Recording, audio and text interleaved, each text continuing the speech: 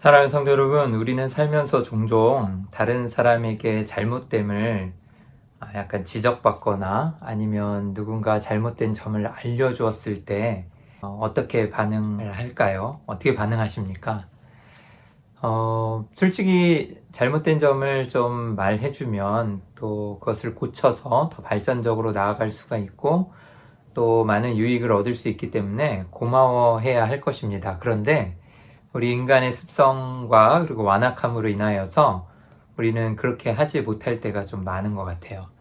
저도 아내에게 가끔 잘못된 것을 지적받을 때, 맞아. 그렇구나. 미안해. 내가 이렇게 할게. 아니면, 이것을 고쳐야겠어. 라고 이야기하면 좋겠지만, 저도 인간의 완악함으로 인해서 그렇게 하지 못할 때가 너무 많습니다. 오히려, 성을 내고 역정을 낸다든가 아니면 저를 변호하기 바쁠 때가 많은 것 같아요.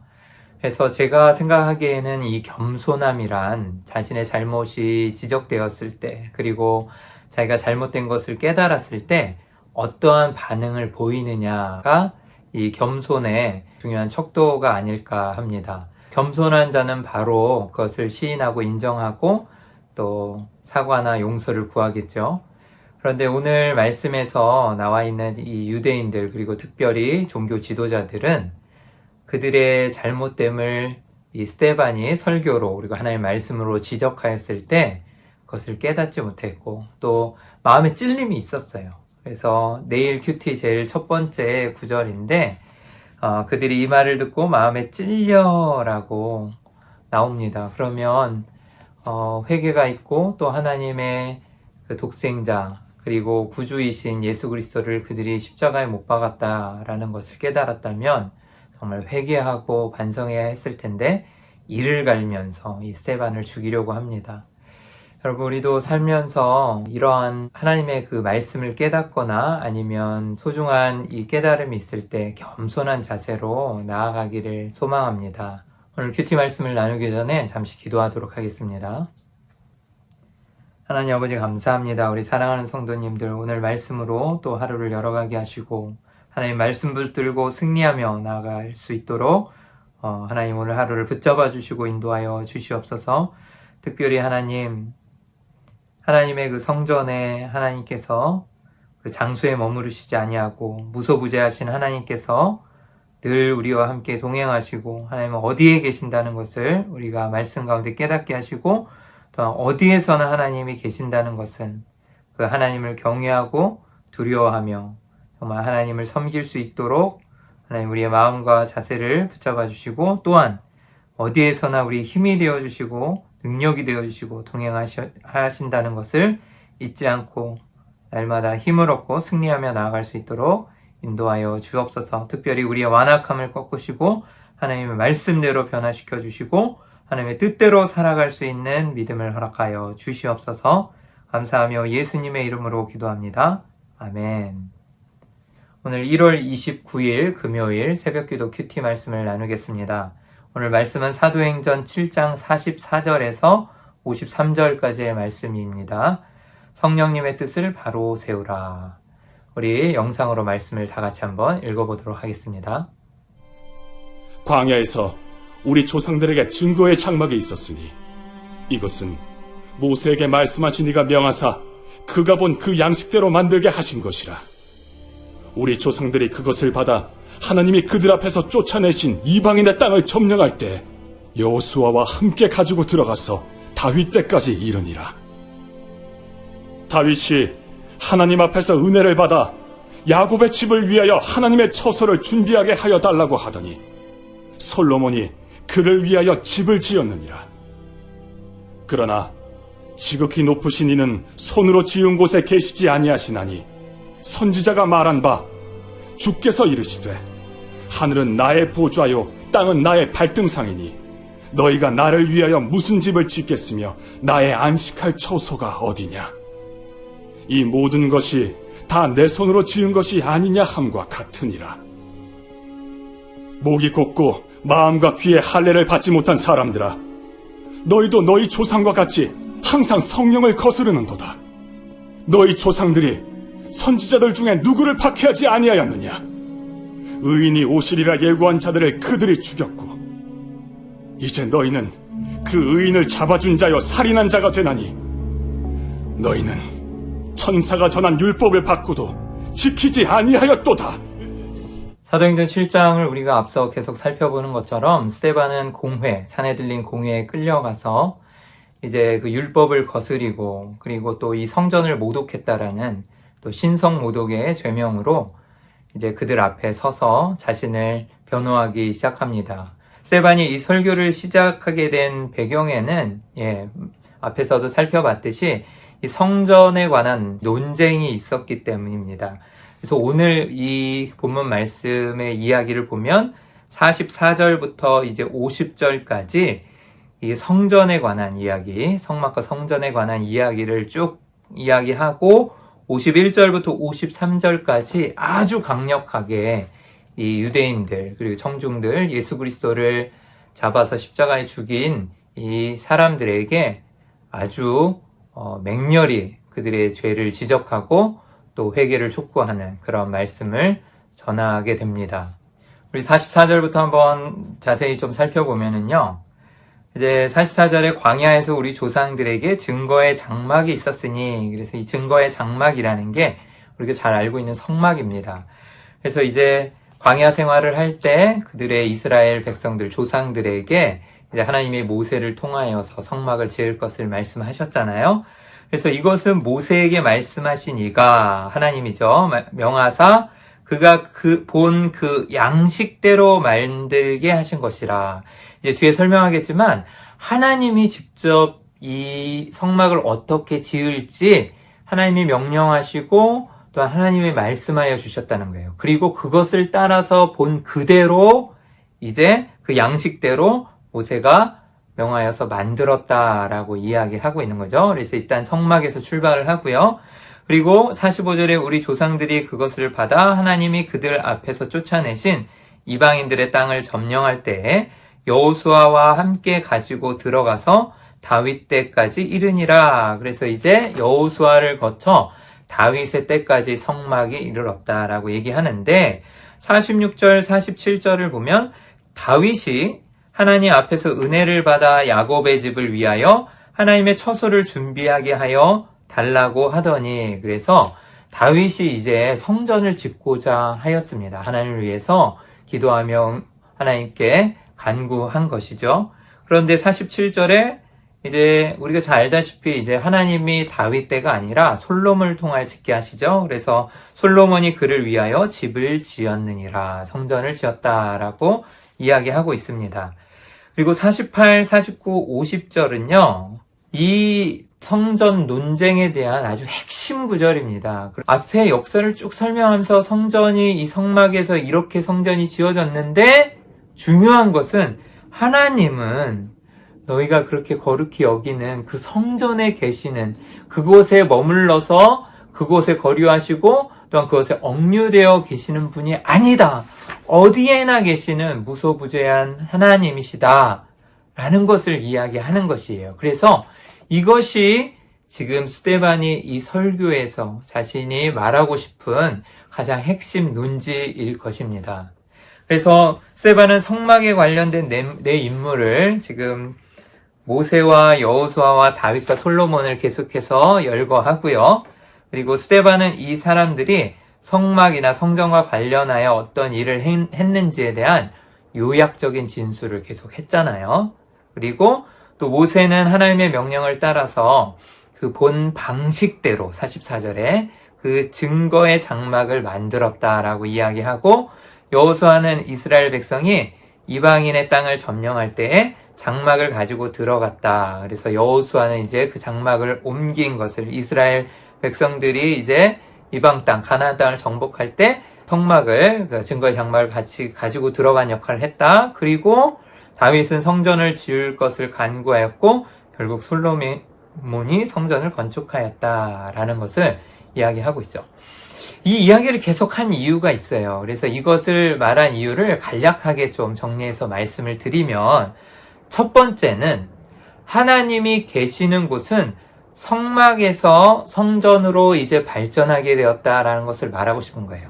그래서 성전을 너무 귀하게 여기고 막 신성시하는데 실질적으로는 하나님은 성전에만 계셨던 게 아니라 성막에도 계셨다라는 거죠. 맨 처음에 하나님 성막에 계셨어요. 그리고 이제 가나안 땅에 들어오면 성전을 짓게 되면서 성전에 하나님을 모시게 된 것이죠. 그리고 하나님이 그곳에 임재하여 주신 것이고 거기서 또 하나님을 만나며 대면하였던 곳이기 때문에 이제 거룩하게 사람들이 여기게 된 거죠. 그래서 중요한 것은 하나님은 이런 변화하는 그리고 어떠한 일정한 장소에만 계시는 머무르시는 분이 아니다라는 것을 이야기하는 것이죠. 그리고 또 그러한 어떤 장소에만 갇혀 계시는 억류되어 계시는 분이 아니시라는 거죠. 어디에나 계신다는 거 다 알고 있어요. 그런데 거기에만 하나님이 계시는 것처럼 이 유대인들 그리고 종교 지도자들은 그렇게 너무 이 성전에만 집착하였던 거죠. 그리고 그 성전에 너무 큰 의미를 두었던 것입니다. 솔직히 말씀드리면 성전이 그렇게 하나님의 귀한 곳이고 중요하게 여긴 게 나쁜 게 아니에요. 그들은 그곳에 하나님이 계시는 것을 인정하지 않고 성전만을, 그리고 어디에나 하나님이 계시고 하나님의 역사를 바라보고 하나님의 초점을 맞춰야 되는데 하나님은 아닌, 주인공은 쏙 빼놓고 알맹이는 쏙 빼놓고 그 껍질인 성전에만 그들의 눈길을 두었다라는 것이죠. 그리고 둘째는요, 하나님의 성막은 모세가 하나님의 명령을 따라 지은 것이에요. 그래서 본 그 식대로, 그 방식대로 만들었다라고 이야기하고 있습니다. 그래서 성막이든 성전이든 그 원인, 다시 말하면 그 원류는 하나님께 있는 것이에요. 하나님이 지으신 것이에요. 그렇죠? 그렇다면 성막을 계시하고 성전을 짓도록 하신 그 하나님은 그 성막이나 성전에 계시는, 매일 수 있는 그곳에만 계셔야 되는 분이 아니라는 걸 또 이야기하고 싶은 것입니다. 그리고 세 번째로는 성막은 사람의 작품이다라는 것이에요. 그래서 성막은 모세가 만들었고요. 하나님의 명령에 따라서 또 여호수아가 그것을 이스라엘 가나안 땅으로 들어갈 때, 이스라엘 백성과 함께 들어갈 때 옮겼고, 또 성전은 다윗이 이제 계획해서 준비를 다 했지만, 그죠? 그래서 하나님께 기도 응답으로, 그리고 또 지은 사람은 누구예요? 자신의 아들인 솔로몬이 지었다라는 것을 통해서 어찌 보면 비슷하잖아요? 모세가 하나님의 양식들을 만들어서 옮긴 역할을 한 게 여호수아고, 또 준비를 다 해서 지으려고 하나님께 말씀드리고 기도의 응답을 받고 다윗이 준비하고 또 그의 아들 솔로몬이 짓고, 그래서 결국은 성막이든 성전이든 다 사람의 손으로 지어진 곳이라는 거죠. 그래서 인간의 산물이다. 그래서 오늘 말씀의 본문에서도 지극히 높으신 이는, 하나님은 손으로 지은 곳에 계시지 아니하시나니, 그래서 하나님은 인간의 손으로 지으신 곳에 계시지 아니하다라고 말하는 이유가 있는 것이에요. 하나님은 그곳에 얽매이거나 아니면 그곳에 매이실 분이 아니라는 것이죠. 그래서 스데반은 계속해서 이사야 선지자의 이 말을 인용해서, 또한 하나님의 그 귀한 말씀을 인용해서 이 자신의 주장을, 또한 이 설교를 이어가고 있습니다. 그래서 49절, 50절에 그것이에요. 이사야 선지자가 말한 것이죠. 그래서 주께서 이르시되 하늘은 나의 보좌요 땅은 나의 발등상이니 내가 나를 위하여 무슨 집을 짓겠으며 나의 안식할 처소가 어디냐라고 이야기하죠. 하늘은 나의 보좌요 나의 발등상이니, 하나님 어디에 계신다는 말이에요. 이게 무소부재하신 하나님, 전능하신 하나님을 이야기하잖아요. 그러면서 나를 위하여 무슨 집을 내가 짓겠으며, 내가 너희를 위하여서 그 성막과 성전을 지으라 그러고 거기에서 내가 너희를 만나고 임재한 것이지, 내가 그러한 성전이나 집이 솔직히 필요 없는 신이라는 거죠. 그런데 그래서 나를 위하여 무슨 집을 짓겠으며 나의 안식할 처소가 어디냐라고 반문하는 것이에요. 그리고 이 모든 것이 다 내 손으로 지은 것이 아니냐 함과 같으니라. 그래서 하나님의 명령을 따라 그 방식대로 그 모세가 성막을 지었다라는 말을 한 것처럼, 그리고 또 하나님의 명령에 따라서 또 솔로몬이 성전을 지은 것처럼 다 내 손으로 지은 것이 아니냐라고 말씀하고 계시는 거죠. 그래서 이 말씀까지, 하나님의 그 선지자의 말씀까지 인용해서 잘 알고 있는 그 구약의 말씀을 딱 이야기하면서 사람들에게, 그 공예 사람들에게 이야기했을 때, 와, 정말 놀라지 않을 수 없었을 것 같아요. 그리고 와, 정말 괘씸하다 생각했을 것 같아요. 근데 정말 마음에 찔림이 있고, 하나님은 성전에 계시지 어디나 계시는 분인지 아는데 우리가 너무 그 성전을 그렇게 집착하고 또 그 성전을 모독하였다 그래서 그 스데반을 잡아들인 것에 대해서 할 말이 없었을 것 같습니다. 그러면서 스데반은 이에 굴하지 않고 한 걸음 더 나아가서 아주 강력하게 이 유대인들을 비판합니다. 이 공회에서 어떻게 이렇게 담대하게 그리고 논리정연하게 하나님의 말씀을 선포하고 또 정말로 그들의 죄악과 완악함을 지적할 수 있는지 너무 놀라울 따름이에요. 그리고 하나님의 성령 충만함과 정말 하나님을 사랑하는 그 신실한 마음이 없었다면 이렇게 설교하고 또한 변론할 수 없었을 것 같습니다. 하나님 함께 하셨다는 거죠. 그래서 51절부터 보면 목이 곧고 마음과 귀에 할례를 받지 이 못한 사람들아, 너희도 너희 조상과 같이 항상 성령을 거스르는도다. 너희 조상들이 선지자들 중에 누구를 박해하지 아니하였느냐? 의인이 오시리라 예고한 자들을 그들이 죽였고, 그래서 그들의 선조들도 더 완악하게 이 선지자 예수 그리스도 메시아가 오신다고 예언한 그 자들을 다 죽이고 핍박하고, 또한 그들을 이제 너희는 그 의인을 잡아준 자요 살인한 자가 되나니 라고 얘기하죠. 그 의인은 예수 그리스도를 말하는 거예요.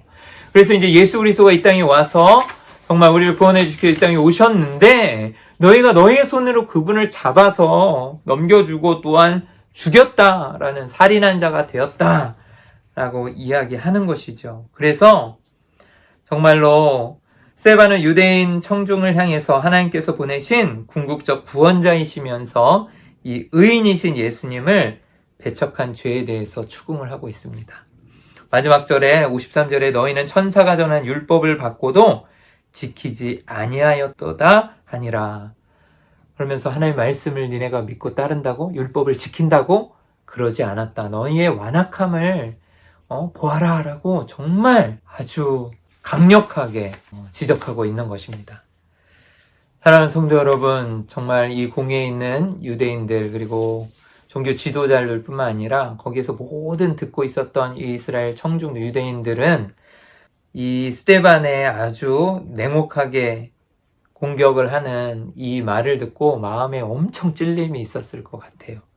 그리고 정말 자신들의 죄를 깨달을 수밖에 없었을 텐데, 아까 제가 이 큐티 나눔을 처음에 시작하기 전에 말씀드렸다시피 그들의 잘못을 겸손하게 깨닫고 하나님 앞에 회개하며 나아갔다면 그들에게 구원이 있었겠고, 또 부활하신 예수님을 만나며 참된 평안과 구원이 그들에게 임하였을 텐데, 그들은 귀를 닫아버리고 그리고 마음을 닫고 그런 마음의 찔림이 있더라도 오히려 이를 갈면서 분하게 여겼다라는 것이죠. 완악함을 드러내었습니다. 사랑하는 성도 여러분, 오늘 말씀을 생각하면서 우리 함께 두 가지만 적용하며 생각해 보았으면 합니다. 우선 첫 번째로는 하나님의 능력과 임재를 제한하지 맙시다라는 것이에요. 여러분, 솔로몬이 그 화려한 하나님의 그 성전을 지어 놓았을 때 얼마나 뿌듯했겠어요. 그죠? 그러면서 하나님 이곳에만 임재하여 주시고 이곳에서 저희를 만나 주시고 또한 하나님 이곳에 거하소서라고 기도하지 않았어요. 그는 열왕기상 8장 27절에 이렇게 고백합니다. 하나님이 참으로 땅에 거하시리이까 하늘과 하늘들의 하늘이라도 주를 용납하지 못하겠거든 하물며 내가 건축한 이 성전이오리이까. 솔로몬은 알았던 것이에요. 하나님이 얼마나 광대하시고 전능하시고 이 성전에 얽매이거나 매이실 분이 아닌 하나님. 하지만 자신이 그렇게 노력해서 정말 그 멋진 성전을 지어 놓았음에도 불구하고 하나님께 드렸지만, 하나님 어디에나 계시는 하나님, 그 하나님을 내가 신뢰하고 믿습니다 라고 정말 이야기하였던 것처럼 우리도 하나님의 능력과 임재를 제한하지 아니하고 어디에나 우리와 함께 계시기 때문에 오히려 위로받을 수 있고 또한 승리하며 능력 있게 어디든지 삶의 어느 부분에서든지 승리하며 주님 의지하여 나아갈 수 있는 것이 아니겠습니까? 그리고 또한 여러분, 두 번째로 겸손을 좀 배웠으면 좋겠습니다. 그래서 항상 겸손한 자로 성령 충만하여서 온전히 하나님의 뜻을 따라 살아나가시기를 주의 이름으로 축원합니다. 여러분, 이 유대인들 공회에 있었던 많은 사람들이 자신의 잘못됨을 지적하는 스데반의 설교를 듣고 깨달았어야 하는데 마음에 찔림이 있었음에도 불구하고 오히려 이를 갈며 그 완악함을 드러내고 그를 죽여버렸던 것처럼 정말 겸손한 자세로 하나님의 말씀에 순종하고 복종하는 마음이 필요한데, 자세가 필요한데 그렇지 못하는 모습들을 있다면 우리 회개하면서 나아갔으면 좋겠습니다. 저도 목사인 저도 많이 부족하고 또 그런 모습을 많이 느낄 때가 있는데, 그래도 하나님의 말씀에 복종하고 순종하면서 그 말씀을 지키려고 노력하며 함께 애쓰며 나아갔으면 좋겠습니다. 그것이 겸손 아니겠습니까? 내 의지, 내 뜻대로 사는 것이 아니라 하나님의 말씀이 그렇다면 나의 모든 것을 다 꺾고 정말 그 말씀에 복종하여서 정말 마음에 찔림이 있고 막 이를 버덕버덕 가는 그런 완악함이 막 불쑥불쑥 내 마음 가운데 튀어나오려고 하더라도 그것을 참고 기도하며 누르고 하나님의 뜻에 복종하며 순종하면서 나아가는 것, 주님의 말씀을 따라서 한 걸음 한 걸음 나아가려고 사는 것이 겸손한 삶일 것입니다. 솔로몬도 겸손하게 고백을 드렸잖아요. 자기가 지어놓은 성전을 드러낸 것이 아니라 겸손하게 하나님은 정말 어디에나 계시고 이 제가 지은 성전에 묶여서 매여서 거하실 분이 아닙니다 라는 겸손한 고백을 드렸던 것처럼, 여러분 우리 삶 가운데 주님은 어디에나 역사하시고 계신다는 그 겸손한 고백, 그리고 또 하나님께서 우리에게 말씀하여서 마음에 찔림이 있거나 아니면 회개케 하시고 정말 하나님이 말씀하여 주신 것을 준행하면서 우리 겸손하게 주님의 말씀을 따라 오늘도 살아가시기를 주님의 이름으로 축원합니다.